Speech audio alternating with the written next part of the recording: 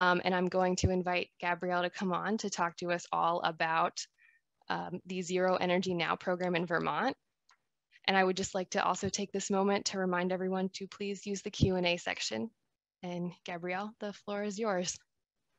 Great, thank you so much, Erin. And good afternoon, everybody. It's a pleasure to be here. My name is Gabrielle Stebbins. I'm a senior consultant at Energy Futures Group. And just a little bit about Energy Futures Group. Next slide, please. We were established in 2010. We're on our way to being about 13 people. This is our net zero building based in Heinsberg, Vermont, but we do have locations in Massachusetts and New York and also Colorado as well. A variety of different areas of expertise and a variety of different ranges of clients, but ultimately, collectively, the full crew of us are really focused on as efficiently as possible, strategically electrifying to ways to power and heat and travel via renewable resources. Next slide, please. So I'm going to speak a little bit about the Zero Energy Now program. The project team has varied since the program initially launched in 2016. At the core is Energy Futures Group, which has been sort of the primary implementer and program administrator. And then through the whole time of the program from 2016 to now, we have been very actively, closely working with Building Performance Professionals Association. This is our state building science experts here in Vermont. And within that group of that trade association, we've been working very closely and particularly with 10 specific contractors. More recently, in 2019, we started working very closely with NEEP to roll out the program again over the last year and into the next 2 years. They've been a fiscal agent and really helpful in providing program support. But as Erin alluded to, none of this occurs unto oneself.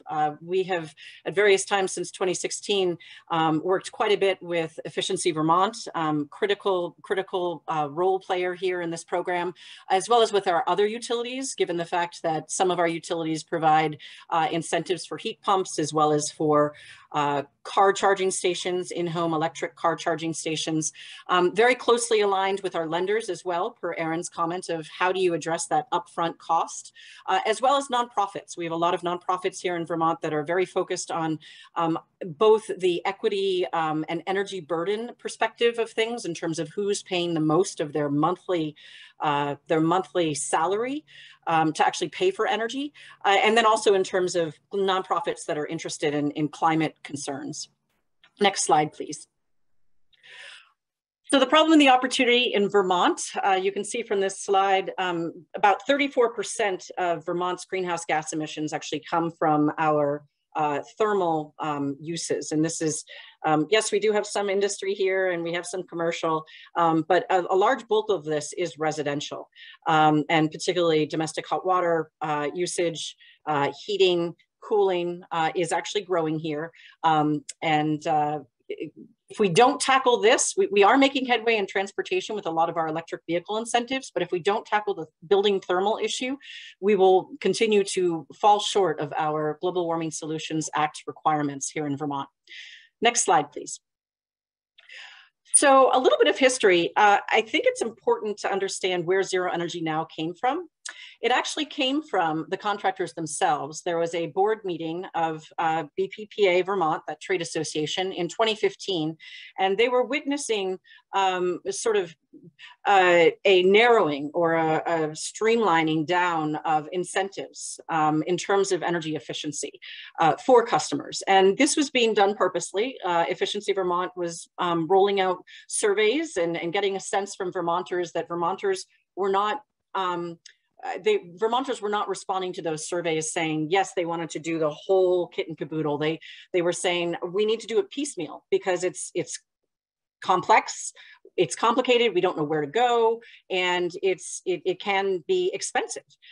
So the contractors at this board meeting said, you know, for us, it's better to actually go into a project and try to get as comprehensive a project as possible.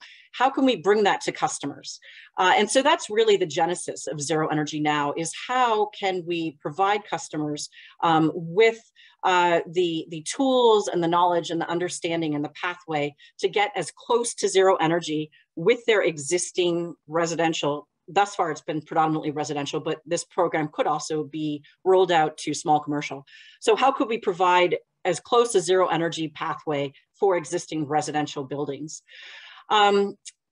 And it was not just for the contractor in terms of actually being able to see a larger project and therefore, you know, a larger profit and to be able to grow the workforce in the industry, but also for customers, because frankly, you know, customers chipping away bit by bit, in the long run, it can cost more, and it also just takes more energy. And it also takes, in some cases, it isn't the best way to actually get to your optimized energy result for your building. If you're just doing piece by piece, for example, if you are going to do solar and you spray foam and then you end up you know, needing to lay some conduit line through that? Are you actually undoing a portion of the efficiency work that you did? So looking at the building as an entire comprehensive envelope, and how do you get to that to net zero as possible? So as everyone in the working in the building retrofit world knows, there are multiple barriers for achieving deep savings.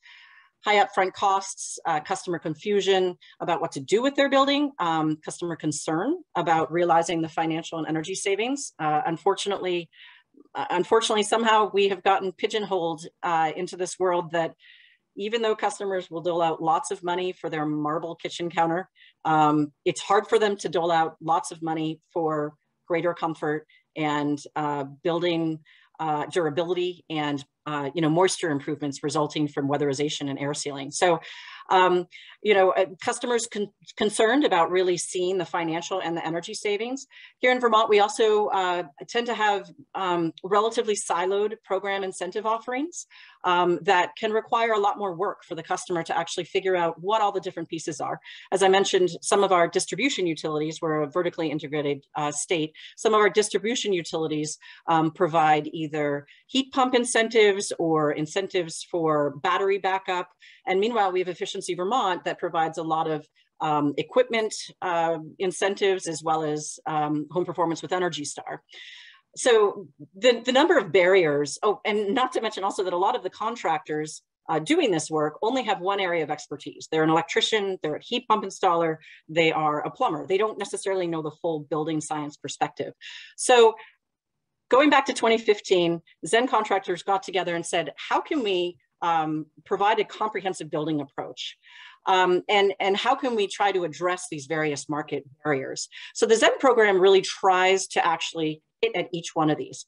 First, it's pretty helpful that this program came from building performance contractors. So the issue of having contractors that only know one area of their expertise is not necessarily the case here in this program design. Second, we received grant funding to actually design and implement this program. And therefore, we had more flexibility than our distribution utilities and our efficiency utilities. We have three. We have Efficiency Vermont, Burlington Electric, and Vermont Gas. So all of those utilities, being regulated entities, have more narrow defined program requirements. So having the grant has really provided us an opportunity to offer more of a comprehensive approach. In terms of making sure that customers really did get the best option, we did develop a modeling tool that we look at, you know, pre-project fuel costs, and then we assess, you know, if you do this much weatherization, if you do a couple of heat pumps, or if you upgrade your wood stove to a pellet system, you know, what are the best optimized approaches there? So to address the concern of, is this the right approach? Should I be doing solar, or should I be doing weatherization? Really going in there and saying, you should be doing this, this, and this, based on your goals and based on what you can actually probably afford, given all the various incentives and financing tools that are available. Which brings us to the next piece. We have worked very hard to bundle the various financing products as well as incentives. So in our offers, we look at everything, Efficiency Vermont, our distribution utility offerings. We definitely bring in federal tax credits, as well as the additional Zero Energy Now incentive that we're able to provide through our grant funding. And, you know, essentially by providing all of these approaches, wrapped finally with a savings guarantee, which is, hey, if you don't get the energy savings that we are assuming that our model is showing you will get, come back to us, talk to us. We'll look at what your fuel pre and post data usage is, and we'll have a conversation with you. And so we do actually have a savings guarantee bucket to provide that further backup. And we also have a quality guarantee for customers to address their concern that if they invest in these projects, are they really going to see the results that they are being told they will see? I will say we've seen projects that include weatherization, so air sealing and insulation, lots of heat pumps, both air source, cold climate air source, as well as ground source, a lot of wood heating systems, all EPA certified, and a couple of them advanced central whole home boiler systems, and pretty much all of them have incorporated solar. Recently, we have been able to offer an incentive for home electric vehicle charging stations as well. Next slide, please. So that's sort of the high level of the why and the when and how Zen came about. We ultimately ended up having a program where the contractors came up with this 10-50-50. There had to be 10% of 10% reduction of building envelope loss, 50% of reduction from fossil usage, as well as grid consumption, and then 50% of what the building demand needed to be met by renewables. So in this way, we were really trying to sort of get at the three-legged stool of maximizing efficiency, strategically electrifying, as well as decarbonizing our energy sources. And I will just note that some people would not say, you know, wood heat is a pure fossil free fuel source, but here in Vermont, our statute does recognize it as such.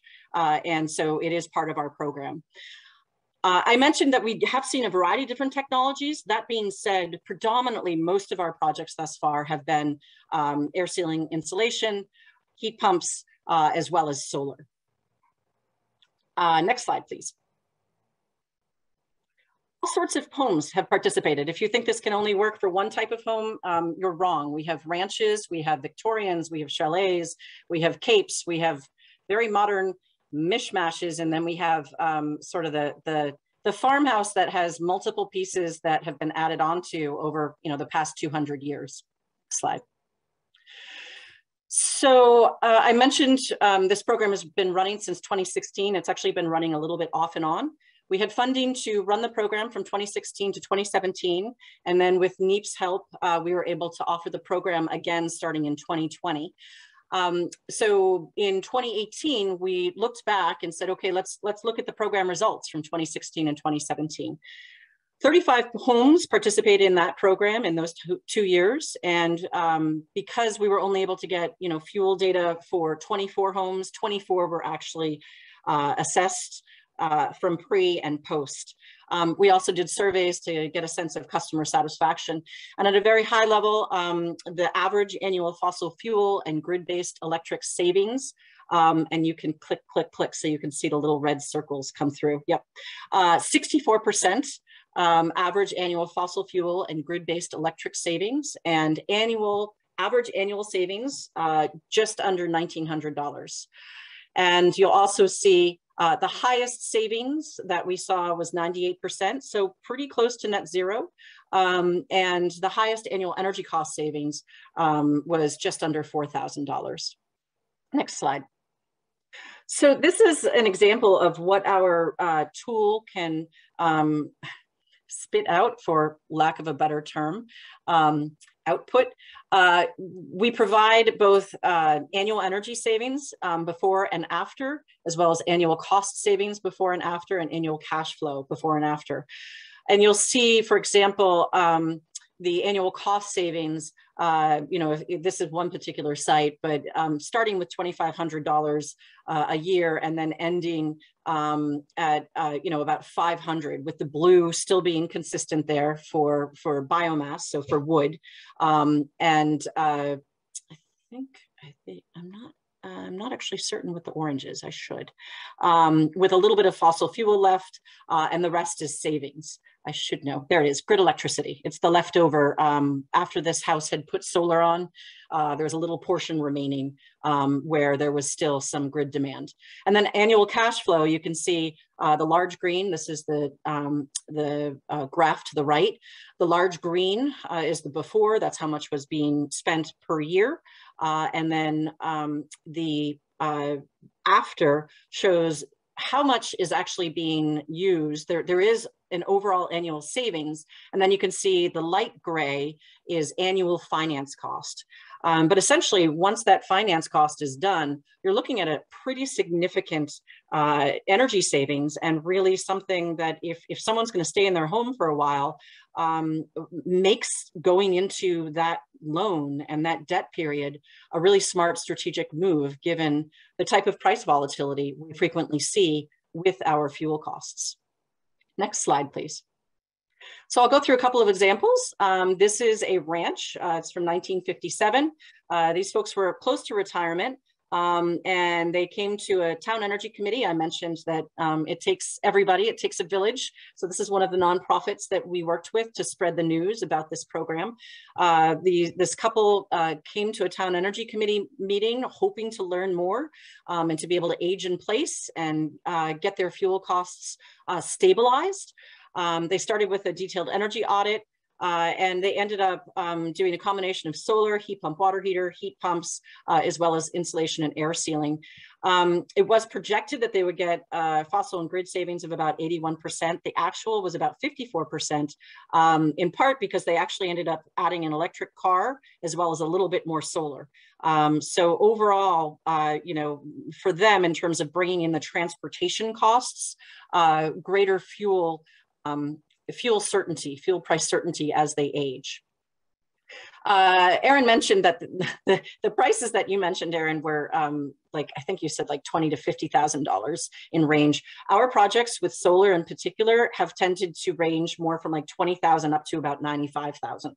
So really, runs the gamut. Regardless, even if it's 20,000, that's not a small project.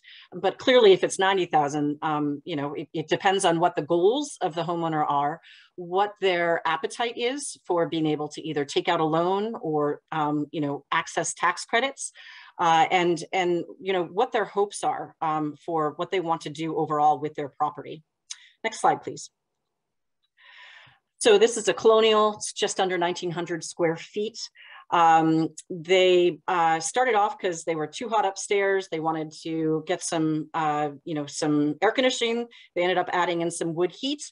They replaced their roof once they figured they needed to do solar. They've added on more heat pumps. So it kind of brings in the concept that homeowners are perpetually sort of chipping away at this, even if we get to nearly 98% fossil and grid savings. So again, I won't go through all of this, but a sense of what the total project cost and the net project cost, that's with the incentives and the tax credits. So if you're wondering how that tallies out.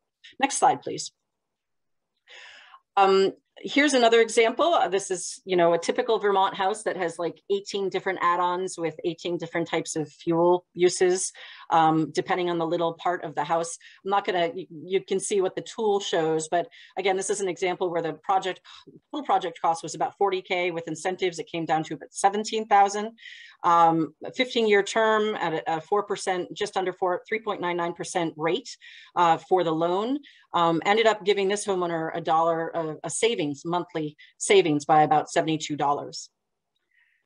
Next slide, please. So lessons learned, we can achieve energy savings in existing homes with available technologies. It's really helpful to have an optimized custom package, which can actually get you to 100% in typical existing homes. If you have financing, and this is a challenge here in Vermont, a lot of Vermonters do not want to go into debt ever, which is a separate issue. But if folks are willing to go into debt and they believe in the savings, which is the importance of the savings guarantee, folks can actually see not only a net savings, but or not only cash flow neutral, but net savings. In Vermont, we need to break down program rules. Otherwise, we won't be able, or program rules, regulations, and silos. Otherwise, it's really hard to offer this comprehensiveness. We have found that some of these projects, if they're up in like $98,000 of total project costs, that, typically that's more of the true believers.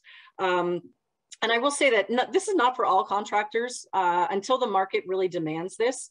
There are a lot of contractors who will prefer to just do single offerings, but there are a lot of other contractors and homeowners who are wanting to see both and a much larger comprehensive project. I will say it's not a great fit if someone's hoping to sell their home or planning to sell their home soon. So a couple of program modifications underway. The optimization process is great because it helps give people more confidence in the final technologies that are applied to their property. But it does take time. It's a back and forth. And particularly right now in COVID with how busy contractors are, we have opted to roll out, we actually just had our final morning meeting this morning to define the checklist approach. We're going to be offering a checklist approach. And ideally, we'll be able to compare contrast at the end of this program to see, in the modeled approach, how much closer were we with our energy savings and our financial savings estimates compared to the checklist approach.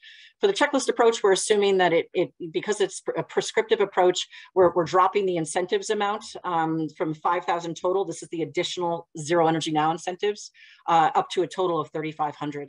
And we're also now rolling out a $3,000 income eligible adder. I went over, so I will stop then.